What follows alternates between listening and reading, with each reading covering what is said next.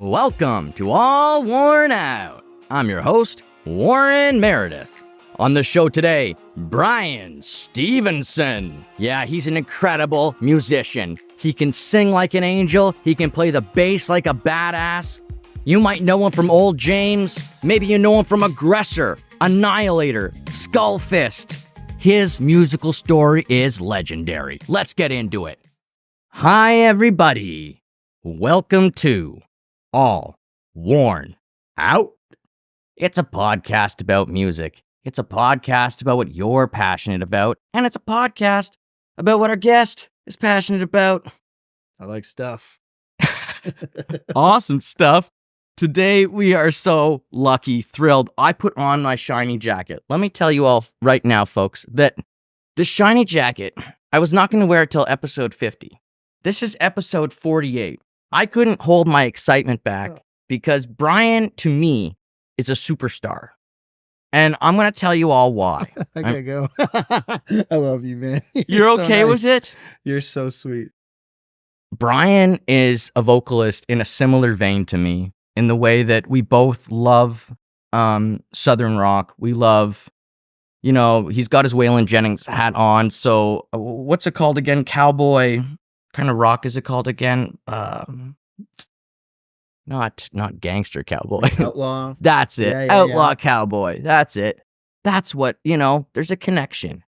And I want to get into that with you because I was like learning about that because of your perspective on Willie Nelson and Waylon Jennings and then into everyone else. And like, yeah. And a few years ago, like you even called out you said Tyler Childers and you said, Sturgill Simpson, Chris Stapleton. Yep. You mentioned these guys years ago. In my opinion, before they even broke out, like you were onto these guys. So, yeah, thanks so much for coming on. Thank you for having me. I got a funny story about this hat. So I was flying into Tampa, and today is the first time that people have acknowledged what this hat is. When I flew into Tampa, it was like my first day. I had the hat. I was so excited. I'm like, this is the best hat ever. And this lady pulls me up. She goes, "Excuse me, where'd you get your Whataburger hat?" I was just like, got a Whataburger, Well, I didn't know what else to say, but I thought that was pretty good. Wow. Yeah. That's amazing. Pretty awesome. Okay, so the first thing I normally ask people on here, I ask them, where were you born? And I'm really interested to find that out about you. Okay, so I'm from a place called Cold Lake, Alberta. It was originally Medley, Alberta, which is the Air Force Base in northern Alberta. So I'm a military brat. Our father was an F-18 pilot in the military, and he was in the military for about 37 years or so. And very fortunate to have moved a lot of pretty cool places. Wow, that's crazy. Like when you say the F-18, it's not like, oh, he was flying a commercial airplane or he was flying that big Hercules, which would be cool too. He was going pretty fast. Yeah. Yeah. It's like, wow. And to like be a little boy growing up and like know that your dad was like a fighter jet pilot was probably like a little bit stressful maybe, but also like really like you were probably proud and excited. I mean, it's kind of funny, I think about it now. And, like my friend Nick's dad was a plumber. My dad just happened to be a pilot. It didn't, there was really no difference. It was like, oh, that's what my dad does. Oh, that's what my dad does. We were more interested in what Stone Cold was doing at the time, So, it was just whatever my dad did was just his job. And now I look back and actually at the Air Force Museum, the F-18 that he flew with 410 Squadron in Cold Lake is there on display. So, oh, that's wicked. Pretty cool. I mean, and I think that speaks to how I kind of see a part of your personality, which is that you're very accepting, a non-judgmental kind of guy. Well, for better or worse, right? I appreciate it. I'm similar. Sometimes it's like I get into trouble because I don't put any judgment enough into some situations. But yeah, it gets you in trouble sometimes. Yeah, you know what I mean? But I that comes through truthfully from you that you're not very judgmental or whatever. Like you're humble. And your father obviously was humble and not like going around being like, I'm the army king of the world and you brats better listen to me. And like, that's a stereotype people will often think about with the military when they think about like Jim Morrison's father, like rejecting him Good point. and stuff like that. So, I mean, I guess you're lucky that he was a cool mother. You know, he's a cool dude. I mean, it was definitely different growing up wanting to be a musician and my dad being but he played guitar when he was a kid. So we always had that kind of ground to base our relationship off of growing up. But I'm very grateful to say that, you know, the past, I'm going to say 10 years or so, we've really gotten close, and that's been really, really awesome. My dad's an amazing guy. So yeah, real lucky. Awesome.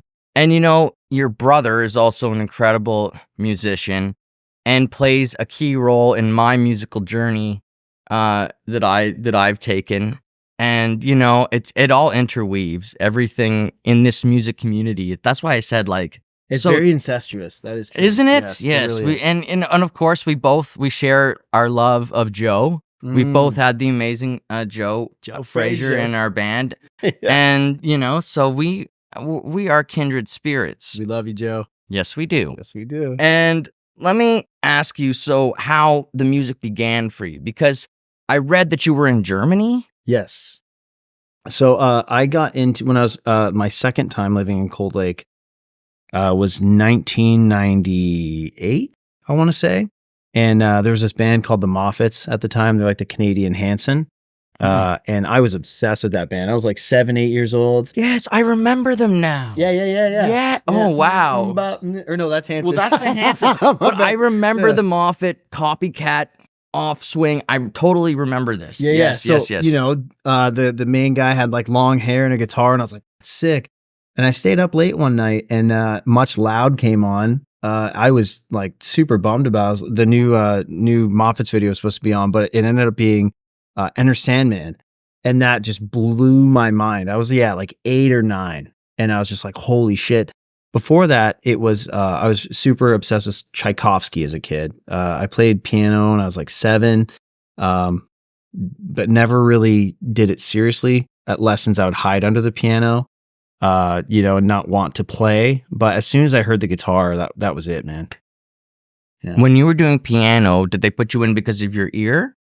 Yes, basically, yeah. Like you were doing stuff, exhibiting, like, yeah, I can hear music. I know how to do things with music just with my ear. I guess, yeah, because when I was a kid, I never really learned how to read the music. I would just kind of hear what my brother was doing and then figure it out when my parents weren't around or my teacher wasn't around. And then I would pretend to read the music and do that. And my teacher caught on after a little while because I'd play bum notes, and she'd be like, what note is this? And I'd be like, this one.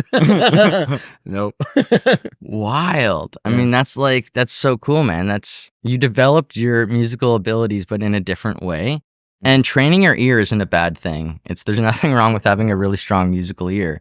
And, you know, people like Dave Grohl or whoever, they'll say like they weren't musically trained ever at all. They just taught themselves, learned through the ear. But I was reading that you did have a very cool guitar teacher. Yes, dude, you dug out some crazy information. This guy, okay, guys, go online. Kai Stringer is his name. Kai Stringer, like Strang. Dude, like probably the best shredder in the world. And also, I would say the most underrated guitar player ever. Wow. He's like insane, like otherworldly, you know. I've been very fortunate to meet some amazing guitar players in my life, and seeing that guy play guitar blew my mind as a kid. And I wish I had practiced what he gave me, because now I'm interested in playing lead. But I was always like, dude, I just want to learn this Metallica riff. And he'd be like, well, here's a Mixolydian, you know, it's like, cool. I want to learn Trapped Under Ice. Yeah. You know? Yeah. So, yeah. But amazing, Kai Stringer. And Chris's drum teacher from the same music school drums in Camelot and has another band called Sierra now, and he's touring. We did Annihilator together. Oh, wow. Yeah, so, you know, it's kind of a very incestuous, you know, small world of musicians. And did he teach Chris in Germany as well? Yeah, so like I was across the hall. So, you know, like he'd be in the drum room and I'd be in the guitar room and doing lessons at the same time. Then we'd go to the skate store after. You know? Hell yeah. I'd go look at skate shoes and skateboards. That was definitely a big part of my childhood too, but like I sucked at skateboarding. Me too. But I still wanted to be a part of the group, you know? So I still wanted to get some shoes and like, you know, a board and look like I was part of. Oh, dude, the early 2000s were crazy for that. Like Jackass, Bam Margera, you know, all that stuff was massive then. So yeah, if you didn't have puffy shoes, you were not cool. Yeah. But, Yeah. you know? Yeah. Grade 7, the baggy pants. Yeah. There was some wild trends that we dealt with, whether we liked it or not. And they're coming back for some god awful reason. But hey, everything goes around, right? It all goes around in a circle. Hell yeah. So when did you decide to go from guitar to bass? That kind of got forced on me. When I was a little, like when I was in like grade 9 or whatever, I'd play bass, you know, in bands with friends here and there, but I was always a guitar player. Playing bass is actually the same way that I became a vocalist. It kind of just got thrust on me, and it was like, all right, do this now. So the band Annihilator from here in Ottawa, we're looking for a bass player. And I was friends with Jeff Waters. And I just said to him, I was like, hey, dude, I play bass. I did not play bass at all, but I was like, I play bass. And so I learned 2 songs at like 10 in the morning. And I went to his place at like 11:30, played the 2 songs for him. And he was like, all right, you got the gig. And yeah, that was pretty cool. Very fortunate. And it's weird because like my favorite member of Metallica was always Cliff Burton as a kid.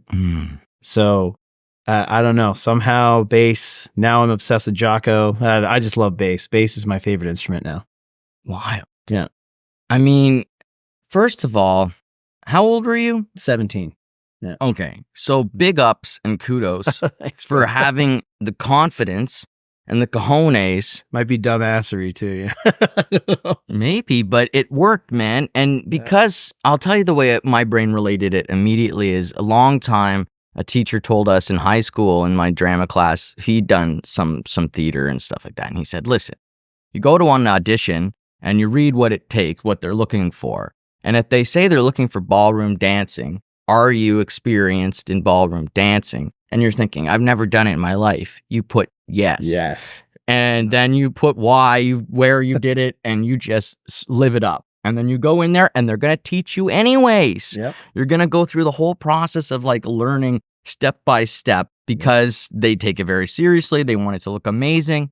And it's very similar what you did there because you were like, can I play the bass? I can play a musical instrument. I play guitar. I'm very good at it. And I bet you I can. You are, man. You're an incredible musician. And thanks, bro. Oh, man. Thank you. I love your voice, bro. And I love your voice. And thanks, man. Yeah. And for a long time, I looked up to you guys. And when I finally got to play a show with you guys, I was so thrilled when I got to do a gig with you guys. We played at the Brass Monkey, right? Yeah. When I got to play with you guys in Seville, and it was a real honor and a real pleasure. Seville, man, they're amazing, too. Aren't they? God, Aren't they? Dude. And the fire that they still possess and everything. Oh, God. What a gem. Dude. What an absolute gem. A man is an 11 in a world of 10s. It's crazy. It's so true. So you're 17, you're an Annihilator. What's your brother? I'm just curious. What was your brother doing at that time about? He was growing long, greasy hair and smoking too much weed. Okay. No, you know, we had a band called Aggressor at the time. And previous to that, we had a band called Tchaikovsky. Okay. And yeah. And so he was like still doing that. And I felt guilty leaving him. Right. And leaving my band too. But, of you know, course. Chris really encouraged me a lot. And still to this day. Thank goodness. Yeah. And if a cool opportunity comes up, Chris is always the first one to be like, dude, you need to go for it. So, yeah, you know, I'm really grateful to him for that. So yeah, he was still doing the Aggressor thing and playing in that band. And then shortly afterwards, he started playing with like Cauldron and Enforcer and Skullfist. So, you know.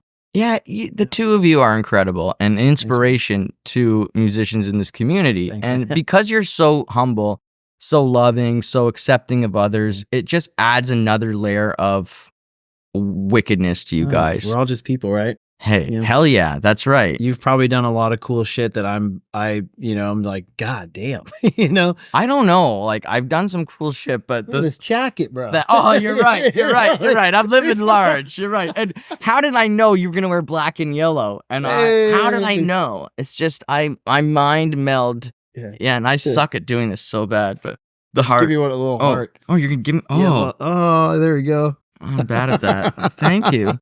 Okay, so you switch over because of necessity over to that bass, and you got pretty good at it pretty quick.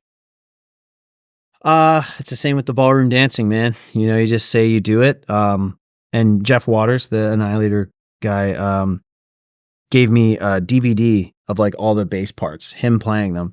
Okay. And so I just was like, okay, cool. Some of it I had to learn by ear. A lot of it I watched the videos. And yeah, that's basically how I learned the entire Annihilator set. And then we started rehearsing, and you know, everything was choreographed, which I was not used to. So everything was choreographed, and then we took it on tour, and then we did my first tour ever. It was 70 dates across Europe, man, with opening for Trivium and Gojira. Well, Gojira was opening for us, which is crazy to me, and a band called Sanctity that I ended up playing in later on too. Yeah. Oh my goodness. So it's cool. And what did that 70 dates do to you? Did it break you? Did it change you? Did it what was it for you? I mean, it's the greatest time, I think, at that point in my life. It was everything I had dreamed for. To be honest, I've never spoken about this openly with anybody other than like close friends, but it broke me, man. I came home, I started having panic attacks, really bad depression and stuff like that, which is still, you know, something I live with today. You know, but I think it helped me grow a lot as a person. I made a lot of mistakes, which I'm really, really grateful for. You know, a lot of lessons, a lot of life lessons, but I wouldn't change it. If I were to do it all over again, I would. Good. Yeah. Oh, man. Well, when you said 70 dates, first of all, that terrified me. Just the number. I don't really know what the schedule was like, but I don't think it was friendly. I think we had 11 days off the entire run. Yeah. Which is awesome. It was like back to back to back to back. I mean, good man. Good Lord, I was 17, man. You know, it was the best time. Even still, man, touring is my favorite thing in the world to do. So. Yeah, my goodness. And to be able to like kick it off that way, it's freaking awesome. And I guess after Annihilator, what came next for you? So I got home from Annihilator in June of 2007 or 8. I can't remember. But I got home. We started doing the Aggressor thing again. I realized I wasn't happy playing an Annihilator, so I called Jeff and, you know, I just told him like, hey, thanks for the opportunity, but I'm going to have to, move on, do my own thing with my brother. And so my focus was Aggressor again with Chris. And then in September of that year, Sanctity called. And I knew the only reason they would call me was to be like, hey, we need you. And as soon as I picked up the phone and I saw like my friend Jeremy London, I saw it was his number. I picked it up and I just said yes.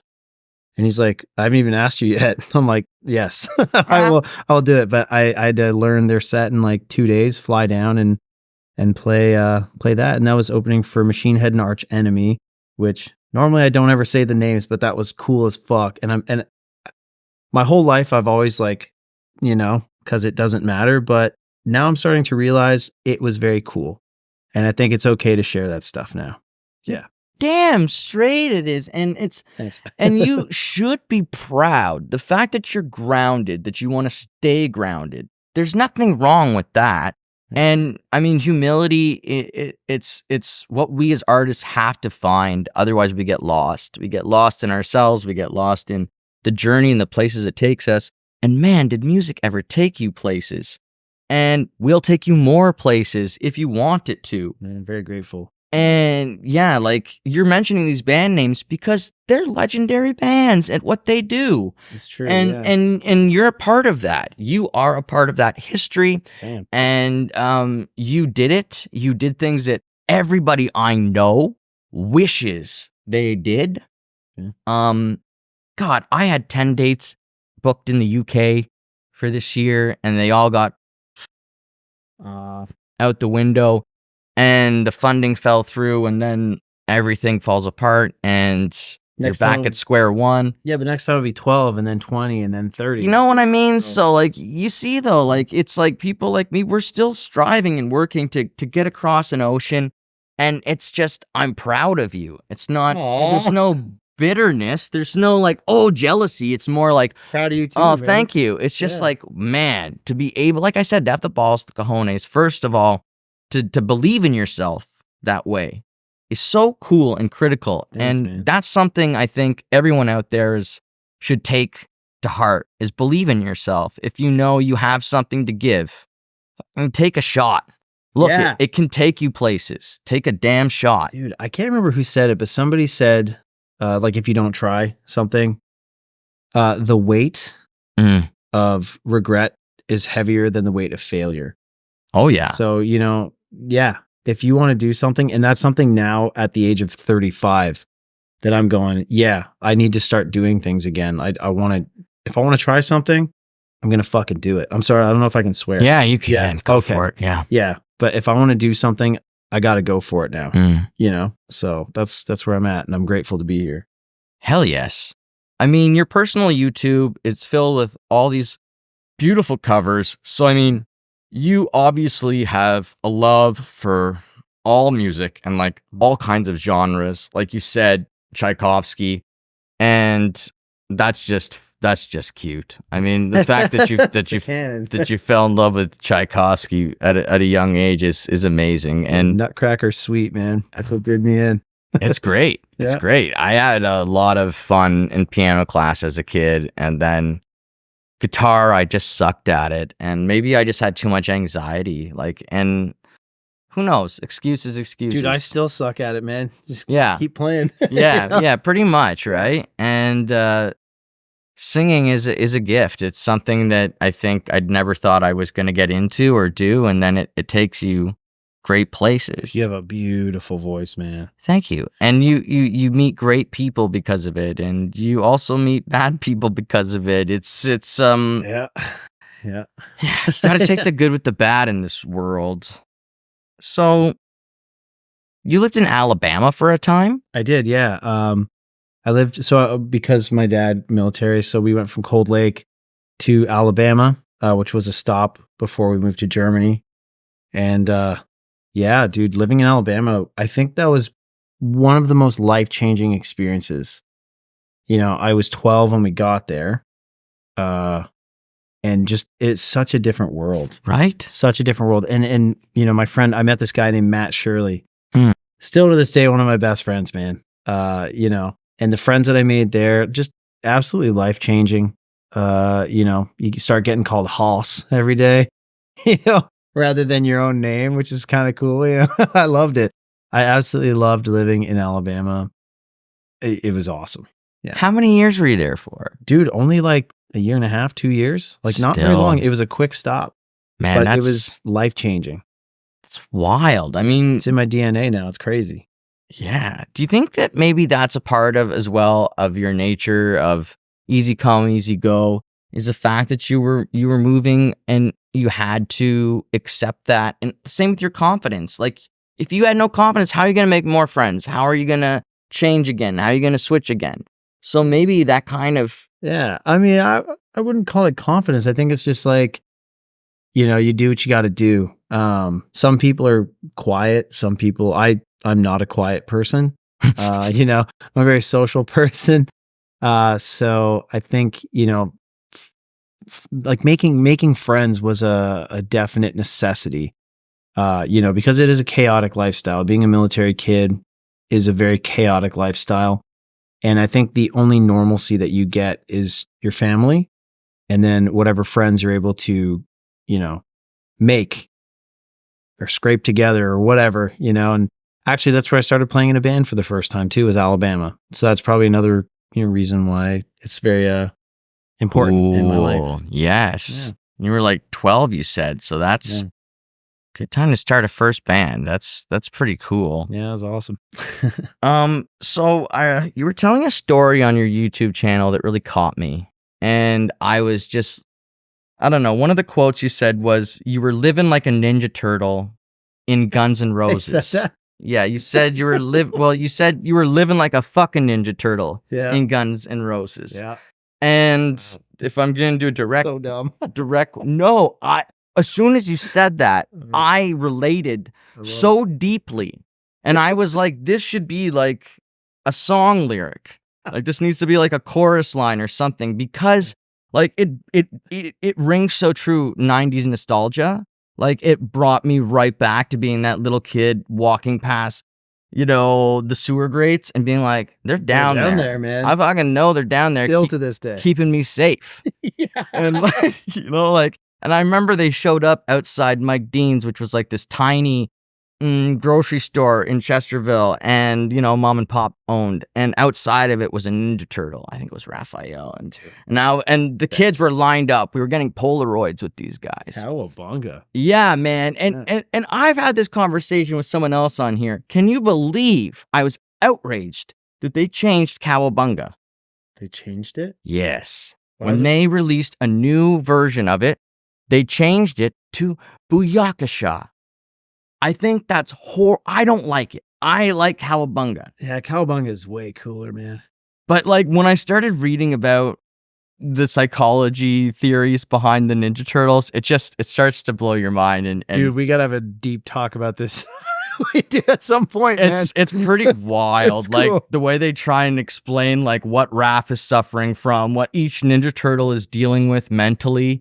And it's like, oh my God, I did not realize we were watching like the four. That rings even truer, man. I didn't know that was a thing. That's crazy. Yeah, man. So yeah, when I read that, I was like, that's amazing. And you were talking about how you were hit by a Mustang going 140 kilometers an hour when you were 16 years old. Yeah. So that plays into the bass playing thing. So I got hit by a car. If any of you know Ketcher Johnson, which I'm sure you do, we were this close and I started walking out into the road and I just heard her go, Brian. I turn around and I look at my right and there's a car right here, like right beside my leg. And all I could think to do was brace for impact. And I did. And I just remember flying. It was like slow-mo. It was weird. I landed on my face. I slid for about 10 yards and then and then the guy tried to drive away too, which is crazy. But so I was in a cast. I was laid up in bed for a while, and then the bass thing happened. So I, just laying there with my broken ass legs, started learning songs on the bass. Wild. Yeah. I mean, I'm grateful to be here. Yes, I'll bet. I mean, one time a girl ran a stop sign when I was walking with my ex, and I didn't believe that the car wouldn't stop. My mind was like, it will stop. It will stop. People are crazy, man. And then I put my hand out thinking that that's going to make a difference. Like, it's so hilarious, right? And then as soon as it made contact with me, it just pushes me right over. And she realized she's an idiot. So she stopped her car and she got out, and I think I was dazed, but I was fine. I was okay, thankfully, but nothing like what you went through, where you went flying through the air.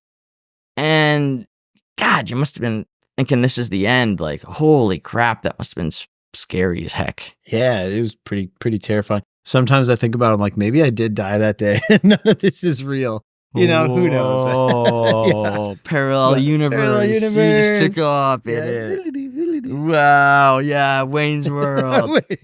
Dude, I'm so glad you got that. Oh, yeah. Again, from the same time, man. It's the 90s, man. That's why. Of our time. Yeah, and so you said you got some settlement money, and that's, you spent the money on pizza, Crown Royal, beer, and you made a lot of fast friends. Yes. I did a lot of fast drugs, made a lot of fast friends. Yeah, and I mean, that's a hard lesson to learn. A lot of us learn this, who our real friends are and who's really going to be there for us when shit goes wrong, and who's there just to have a good time. Yeah. Because, I mean, they're both okay. It's just one is way more beneficial to you in the long run. Yeah. True. So true. So when did you start Well, when did you sub in for the vocalist for Skullfist? Oh, I think that was 2016. Yeah. Yeah. How'd that come about? So, oh man, talk about Ninja Turtles living in Guns N' Roses. We lived in a house in Toronto called the Flame of Norton, 35 Norton Avenue, which recently has been in the news for some not good things. But we lived there in 2012 to about 2015, and Skullfist moved in. So Chris had already been like playing in Skullfist, playing drums for them and stuff. Skullfist moves in. We become really close. Zach is still one of my favorite people in the entire universe, the singer for Skullfist. And he just called me one day because I guess he had blown out his voice. He had like vocal nodes and stuff. Shit. Yeah. And but I mean, the guy sings like, I don't know how he does it. Yeah, and when you already mentioned 70 shows as being a potential for bands to do, guys, that's ridiculously absurd. Especially if you're doing stuff with your voice that's not 100% natural, then it's just, it's a recipe for disaster. Dude, it's crazy. Yeah. But yeah, so then Zach just called me and he's like, hey, would you want to sing in Skullfist for this tour? And I did. And that was one of the best tours of my life. Like we did one in Europe, one in across Asia, and maybe another one I can't remember, but that was one of the funnest times ever. Is that the picture of you're in Bangalore? Yeah. Yeah, we played in Bangalore, India at the G-Shock Festival. That's so cool. Dude, it was crazy. So like we didn't realize that asking for black coffee there is like unheard of. We were telling them like, yeah, like we want coffee with like no milk in it because we're all vegans and stuff in Skullfist. Except for Casey. Casey's wild. But we were like, we want coffee with no milk, please. And they were like perplexed. They're like, so water and beans, that's it? We're like, yeah, no sugar. We're like, no, just black coffee. And dude, it took them like 2-3 hours to make this coffee. It was crazy, but it was delicious. And I'm really grateful. Now I wish I would have tried, the traditional. They usually brew it with milk, I believe, instead of water. And it's probably the most delicious coffee in the world. But at the time, we're all pretty strict vegans, Are you still strict vegan? No, I'm vegetarian now. Okay. I eat eggs and cheese, but Yeah. You added some protein in there. Yeah, I had to get extra protein for sure. Again, this brings me back to one of my favorite guilty pleasure shows, Naked and Afraid. On this show, oftentimes there was a vegetarian on this last season, and she made it like 25 days.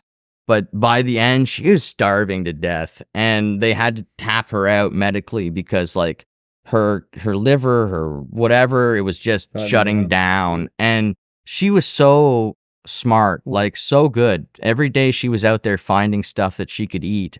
But in the end, she was using too many calories that outweighed what she was eating. 100%. And the people around her were eating like antelope and stuff like that. So, I mean, it's not really fair because she can't find the eggs and the cheese and the things or whatever it is that she could, gain some sustenance from. It's crazy. I think about that, like, Taiwanese culture, Japanese cultures from thousands of years ago, Indian culture, like aeons of vegetarianism. And I'm like, how did you do it back then? Without access to like cheese strings, Intelligence, like an ability to to know like how many beans they need and how much beans, bro. Yeah, how much beans do I need? How much rice do I need? How much? Crazy. And they know a lot of they know. That's so ignorant of me to say, but I think a lot of people who cook Asian cuisine would have a knowledge base of like the plants that are over there and like what is good to eat. And I would have no idea. But like, for example, bok choy. You could show me like different plants and I wouldn't know what a bok choy is. Like, I'd just be like, eh. I know what peanut butter is though. See, there you go, right? It's delicious. Yeah. I was trained on that stuff. I mean, Gippy. come here. Yeah, and then I saw a picture of you crowd surfing with Crisis. Oh, Krifix. Yeah, How do you say that? They're not from Krifix. Krifix. So they're not from Spain. They're from Catalan. Catalan. They're not from Barcelona. They're from Catalan. Catalan. But dude, Chrysics, they are some of the best and kindest and most lovable humans I've ever met in my life. And this is when I was singing for Skullfist. So we were on this tour. We were touring with Kritik, and we were touring with Chrysics and Suicidal Angels. And those shows were wild. Chrysics is one of the, like, dude, they are the wildest live band I've ever seen in my life. So if you ever get a chance, check out Chrysics. They're wild. Yeah, so I was just crowd surfing in Spain. Yeah, in my underwear. I saw, and I mean, again, you look like you're having the time of your life. Yeah. It's an epic picture. I used to crowd surf naked, so it's a step up. So you have been living the life, my friend. Pretty crazy, right? Yeah. And I mean, goodness me.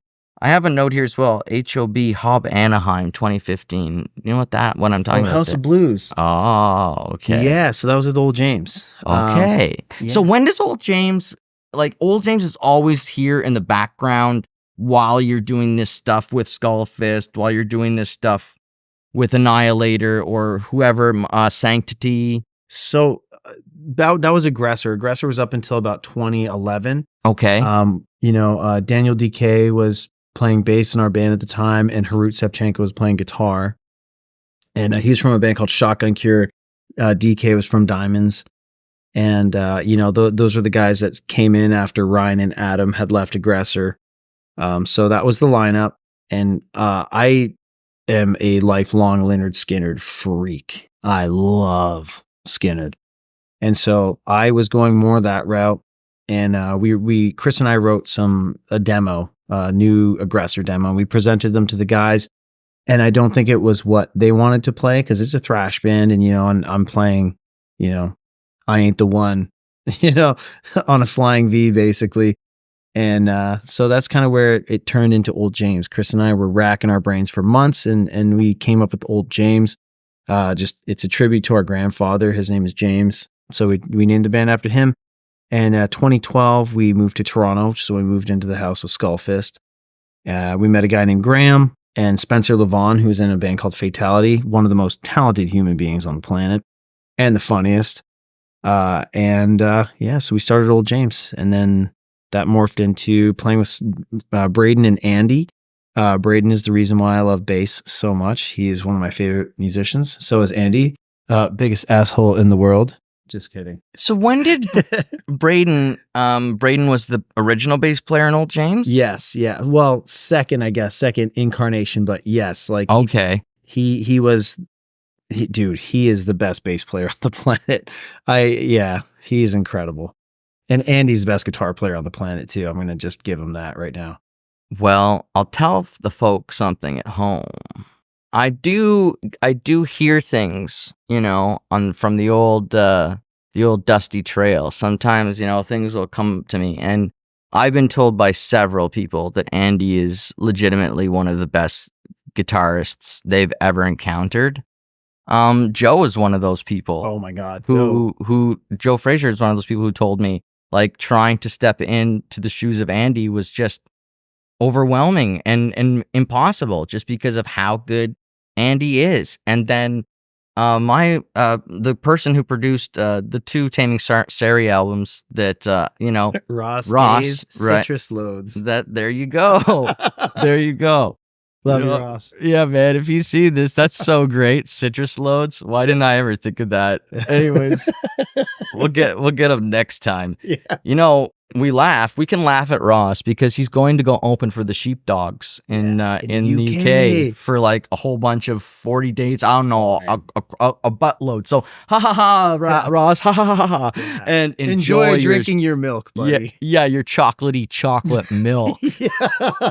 Actually, he's now an expert on it. And when it comes to European chocolate milk, like the first tour when he got there, it was kind of a shock to him because you could like buy the chocolate milk off the shelf, like non-pasteurized or whatever. And he was like mind blown by that. And I think he's figured it out now, like how to get the good stuff. Awesome. Dude, yeah, Ross, what an amazing human. Yeah. He's so funny, man. He's hilarious. He's a real card. He's a one of a kind. Like you know, when you got that deck of cards, he's like that Joker. Yeah. You know. Yeah. I love Yeah. that guy. Yeah. Good times. And so what happened is your brother was working for him or with I him don't know how you know that, but yes. Yeah, he was. Yeah, I guess he worked with him. Yeah. because my story interjects with your brother working for Ross Hayes Citrillo. So, Citrus load. so what happened is I was playing Indie Week in 2015. Was that with Taming Sari? No. So that was with Ginger Fox Band. And this was my original band that I put together. And well, I was in another band before that, but I don't really, it was just friends. And I love that I have that memory. But my first like band where I was like, I'm going to try something was Ginger Fox Band. And for the most part, I failed miserably. Sometimes I made steps, but it was 2 steps forward and 1 step back a lot of the time because of the lessons you learn and the silly mistakes you can make that will set you back. Don't make a silly mistake when you have a big show with a promoter. Like, just don't. It's just so difficult to come back from, you know, because they don't want to mess around. You know what I mean? Mm-hmm. So, yeah, you learn some hard lessons. But Ginger Fox was what I was in. It was Indie Week. I was so excited to be part of Indie Week. Forget about Canadian Music Week or anything like that. I was just like, wow, we got into something. This is good. Dude. Yeah, right. We were like, we got into something. This is amazing. So we're there, we're playing, and a couple bands that night ended up working with Ross. So another one was Jim Dandy, and Jim Dandy is a blues band. And so, and they're older guys, and like by older, I mean in their 40s or 50s. And so I had an okay night. I don't know if it was amazing. I mean, the other person who was there was Irva Khan. Oh, nice. I remember her. And Irva Khan is mind-blowing because she'll take on, I'll just tell you something. First of all, she's very talented and very good on stage. Like very good. And understands how to build a character and all this good stuff and backs it up. Pro wrestling on stage. Yeah. Yeah. So she went after me. Okay. Oh, yeah. So I had a very good set, what I would call decent. But then Irva went up there and she just like took the crowd over and like smacked them good, and she took the night. And that's okay. I mean, I'll tell you why. Like, she'll take on 100,000 men, and she does. Like, when she has articles come out through the CBC, she gets insane hate. I thought that I got some hate when I did the CTC at, you know, for the Sens game. I thought afterwards I got some hate, and, you know, it hurts. Nothing compared to what Irva deals with, because Irva is Muslim, born Muslim, and from Pakistan. So when she sings about things and says that she's queer and supports the queer community, she takes so much hatred. It's absurd. When she sings the Pakistani national anthem, again, like thousands of negative, horrific comments. So she's a real artist who's like super necessary in the world today. Like, when you think about art, like paving ways. She's a real artist. Yeah, man. Like, very real. So I'm blessed that I was there that night. And your brother was there. Now, I didn't see him. He was hiding there somewhere. And so then the next morning, I got an email. And I was like dancing around in my cousin's house because that's where we were staying. And I was like, we got an email from someone who was scouting at the show. Oh, yeah, they liked our show. And, you know, you're dancing around in your underwear. And then you read it and you're like, Chris Stephenson. I know that name. And then like you Google and you're like, Old James. Oh my God. Because again, I looked up to you guys so much. Like, we were just little, still am, but I was even tinier back then. And, you know, looking up, it was like, wow, those guys are so cool. Yeah, but bro, Ginger Fox Band was awesome. We were pretty tight. And I will say we were underrated. At the time. You reminded Andy and I of the Black Crowes. Thanks so much. Thank you. And that's probably why Ross was like so goo goo gaga. It's great. Goo goo gaga, Ross. Haha. Yeah. You love me, Ross. Citrus loads. Yeah. So when we went to see him, our producer and Ginger Fox at the time was our bass player, and he teaches recording, you know, so it wasn't really going to work for him, the plan to come and work with Ross. But what Ross was putting out, I was eating it up. And I'll tell you why. in all honesty, the number one reason is because his confidence and what he could do, and that it would be good. And what he was saying is, what I was dealing with is like artists who produce their own music, a lot of the times have a very hard time letting go. And they have a very hard time knowing when it's done. Like, it's just common. Yeah. And so we were dealing kind of with that issue where we didn't really know with an album before, and it was a nightmare. So I was looking for that person who had that type of insight. Yeah, getting outside of it. I agree completely, man. And he started having opinions on my voice, which is fantastic for me because at the time I was kind of lost. I was singing alternative. I was singing all over the place. I would sing anything. I still will. I'm still bad about this. But, you know, the other day I was trying to sing Dio, and someone said to me, the person sent back to me, and they said, you know, you're a good vocalist, but this is out of your range. And I was like, I know, but I had to try, man. He's singing. I had to try, man. Yeah. So yeah, that crossed over. So your brother helped me link up there. And then 3 years later, I came back with Taming Sorry. So your brother wasn't there anymore. But when I came back 2-3 years later, I worked with Taming Sorry in Toronto. And so again, your brother connects with me and my musical storyline. Yeah, that's cool, man. Yeah, and like I was saying, that's how I know about Andy. One way I know about Andy is Ross will gush about how good he'll gush about you too, about how good all three of you were. And when I told him, oh, Joe's coming to record, Joe's coming, and he's in Old James, and he was like, well, there's no way he's as good as Andy. So, like, honestly, that's the Ross boss way, right? And I was like, you know what? He's damn good. Dude, he's Joe's damn good. Incredible. Yeah, exactly. That's the thing about Joe's playing. Joe's playing is so unique to Joe. Mm. It's wonderful. When we were writing the last bunch of Old James stuff with Joe, it wouldn't have come out the way it did if it weren't for his guitar playing. You know, it's so unique and so beautiful.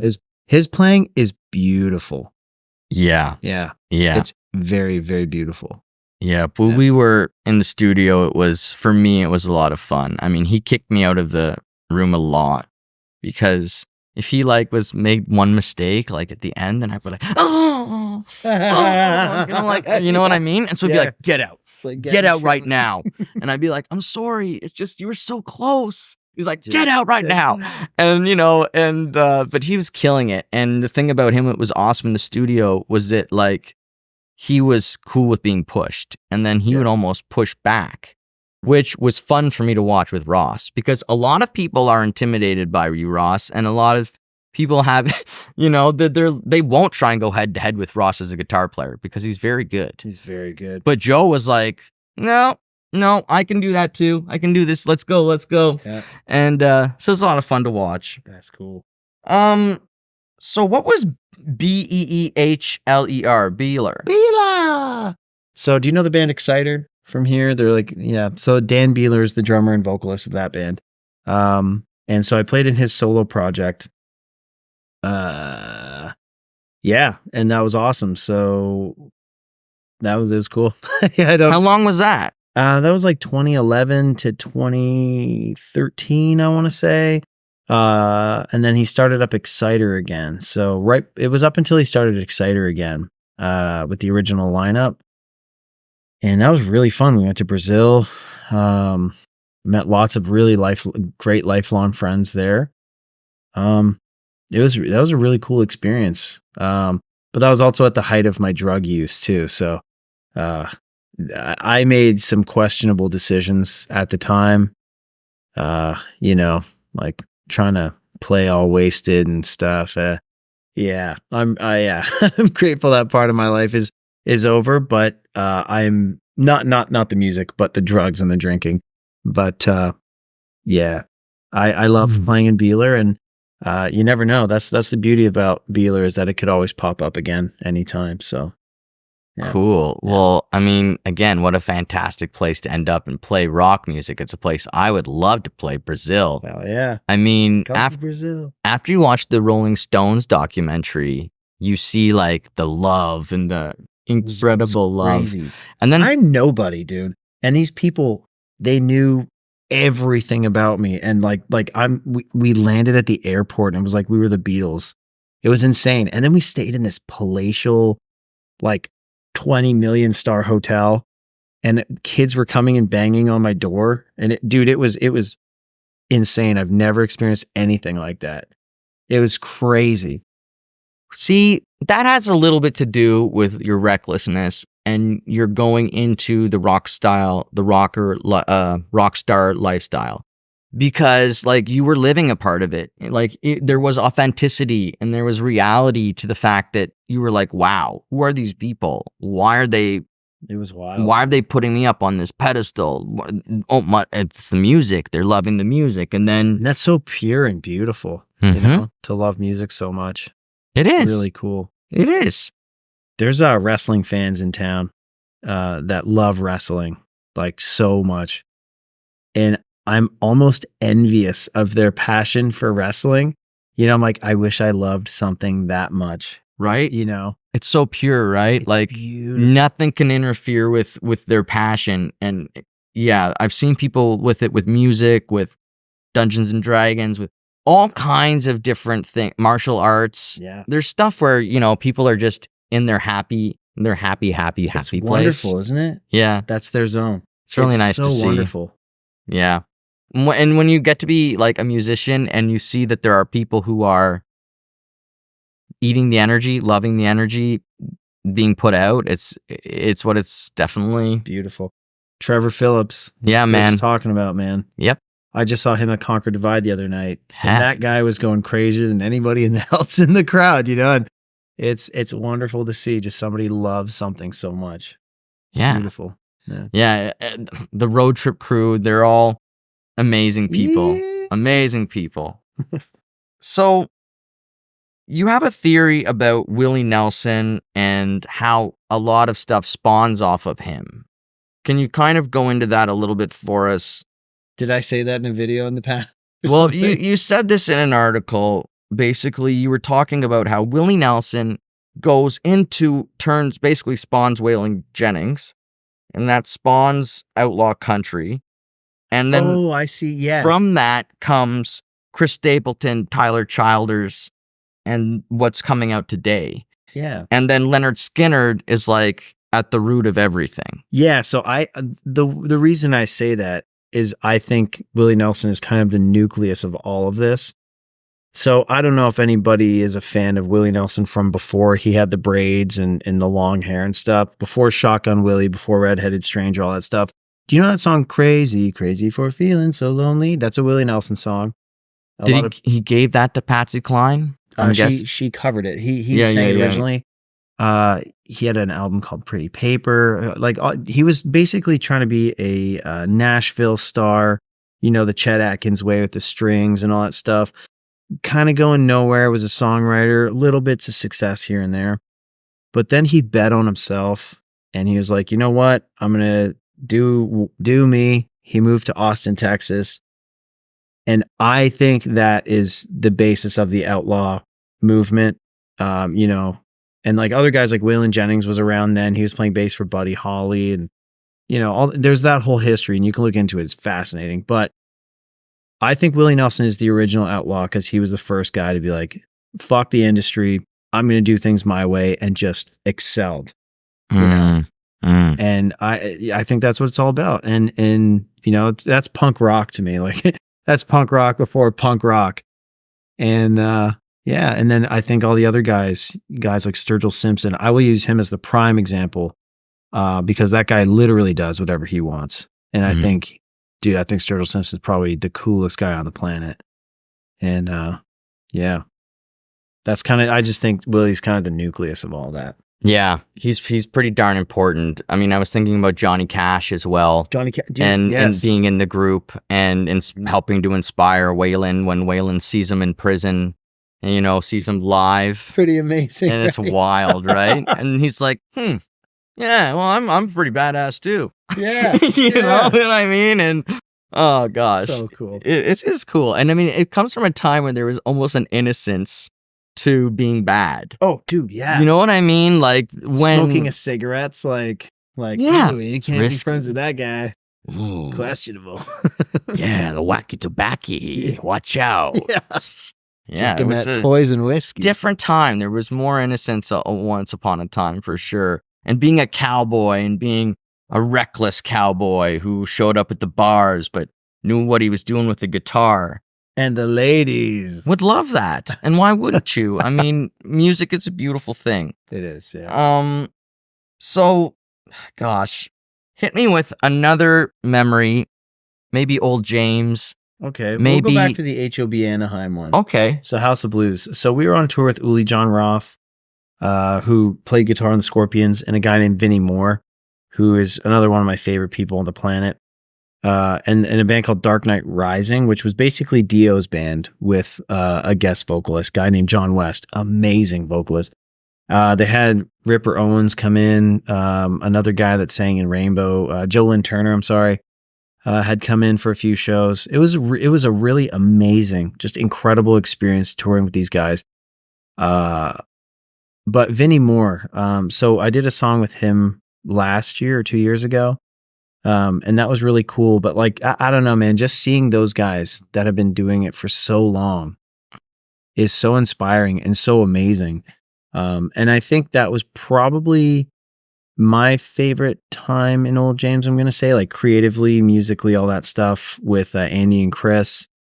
Yeah, that was a great time. It was just a really good time. 2013 to like 2017. We got a lot of good years in. And then when we played with Joe, I count that as another band. That's almost another band to me. I understand, because the chemistry changes so drastically. I mean, when it's two brothers, your chemistry is always going to be similar, but you bring another third party in, and that will change everything. It'll change the whole thing. Yeah. So I understand what you're saying. Do you think Old James will return again? It would have to be right. Chris is playing drums again, which has been cool. I can touch on that too if you want. Yeah. So in 2020, Chris, well, this is like pre-pandemic. Chris came downstairs. I was having a coffee and he's like, "Hey man, good morning. I quit the band." And I'm like, "What?" But he had quit drums. I think he was done playing drums, which, it happens. I quit playing music for a while too. Yeah. And that was kind of a sort of a nail in the coffin for me, because playing music with my brother was my goal in life. Playing music with Chris was the only reason I was playing music still. And once he did that, it was kind of a blessing in disguise, because I had to rediscover my own love for music. And it took me back to before Chris played the drums, and why I played music as a kid. And I'm very grateful to say I love music again. But these two guys, Taylor Nordberg and Jeremy Kling, are blessings in my life, because they pulled me into these other projects. These guys live down in Florida. They play in Deicide and Overkill and Venom Inc. And, all these bands, like, dude, just coolest guys on the planet. Nice. You could not meet nicer guys or funnier guys. They're very funny. But they kind of sparked my love for music again. And I'm so beyond grateful to them, for everything. Yeah. So it was kind of a fun journey, rediscovering my love of music. But now that Chris is playing drums, I'm sorry, I went on a tangent. No, now Chris is playing please. drums again. I think we might do Old James again. I'm not sure. We'll see. We have to jam. We haven't jammed yet. So once we jam, I'll let you know. Do you think, I mean, gosh, yeah, there's so many questions, but I mean, that's really cool. I really do hope that you and Chris do jam again in a band, and whether it's Old James or whatever, like I think people love seeing you guys play. I know I do. Thanks, man. That's cool. And gosh, man, I'm not lying. Like, you are a fantastically amazing frontman. Like, I can't play an instrument and sing at the same time. I think it's just ADHD, bro. I can't do it and look good and all that shit, man. Well, you see, always look good, bro. A big reason that all these bands, in my opinion, reach out to you, trust you. Why would another vocalist who's blown his voice out trust you and say, no, Brian is the guy, and I don't care if the tour continues. Everyone makes their money. I'm not going to make you suffer. because I trust Brian. And to me, that speaks volumes. Thanks, man. Volumes about your character, because not for a second do I think that person was concerned about you trying to take his job. Not for a second do I think they were like, oh, this person's going to try and get me, when I'm down. No. And that, I think that probably rubbed off on these people that you're talking about who inspired you right back. Thanks. And that's good. That's good that you found people in the community who are mirroring what you're putting out there, and it's love, man. And it should be like musicians with your level of talent, who have your level of humility. Thank goodness, thank frickin' goodness, because I've encountered people who are not humble and people who think that their shit doesn't stink and all of that shit stinks, right? There's people who is stinky, right? And so I really just appreciate that, and I think everyone you've worked with has appreciated that. And your willingness to be honest about drug use and losing control at times. Dude, that's just speaking to me more volumes that you lived the rock star life, man. Like you did it. I think the big reason why I do get the calls, and this is a lesson to all you people who want to, play music.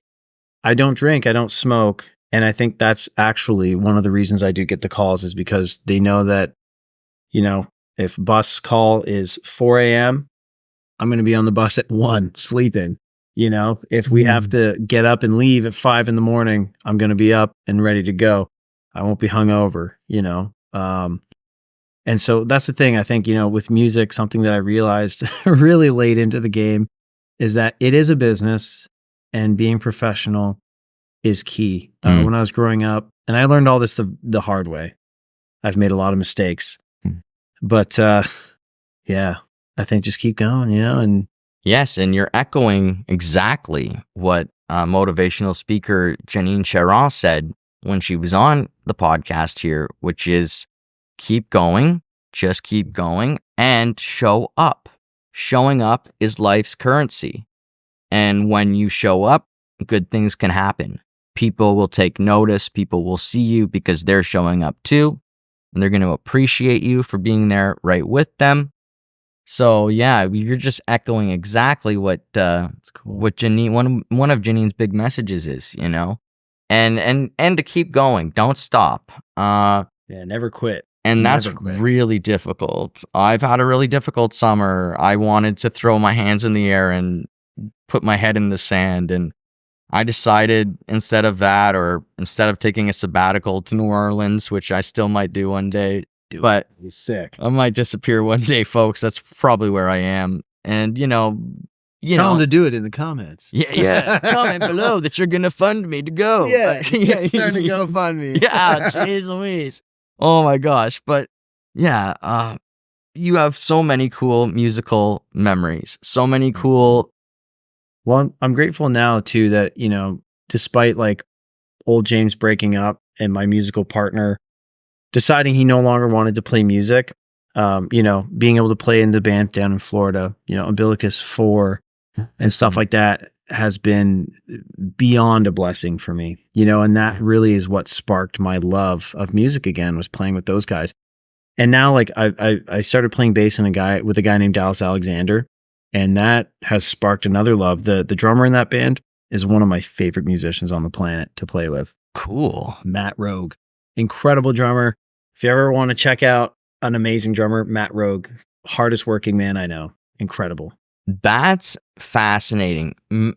Okay, once upon a time, I had to come up with a drummer quite quickly. Mm-hmm. And I had like 2 options, and one of them was Matt Rogue, and the other one was Taylor. Yeah. And like, I love Taylor, but I've heard things Tay.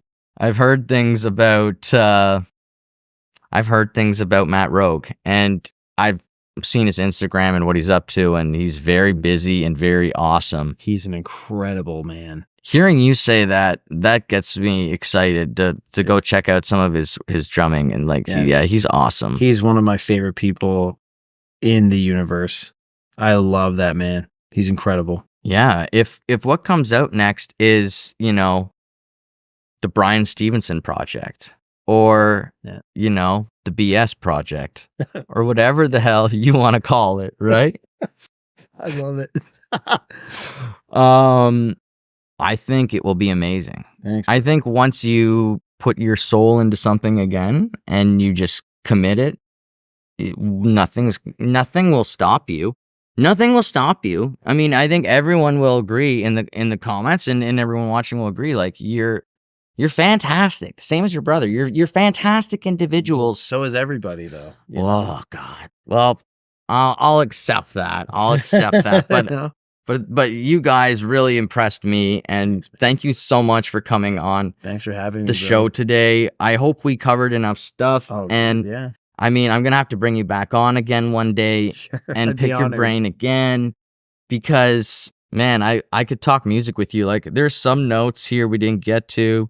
You know, some of your albums. You know, Pantera was a big one for you, dude. Man. And Jaco Pastorius is one Joe will talk about as well. To me, Jaco. Pearl Jam. Yep. I'll always bring Pearl Jam up because it speaks volumes about who Chris Cornell was. And you're like, Chris Cornell, he wasn't in that band. It's like, no, he's responsible for it. Yes. You know, like, yeah, and Mother Love Bone was incredible. And they would have been like in everyone's mind as like when they think about that Seattle scene. Yep. But their lead vocalist passed, and their band was incredible, and they were just stunned. And there was Eddie Vedder looking for a band, and there's the kindest, humblest, you know, smartest dude who's not worried about how this is going to impact his wallet. He's not worried about how this is going to impact him. He just is like, yo, you two should probably meet, and yeah, it'll probably be good. And Pearl Jam emerges. Yeah. So it truly does not get Eddie Vedder than this. Sorry. Hey! Sasha's here, everyone, telling us that the podcast has come to an end. The banging that you all just heard was her smashing through the gate. But she's found a way to get to Brian, and yeah. Thanks out there for watching. Love you. Love you, Warren. Love you too. Love you, Sasha. We'll see you all again next time on All Worn Out. Bye-bye, everybody.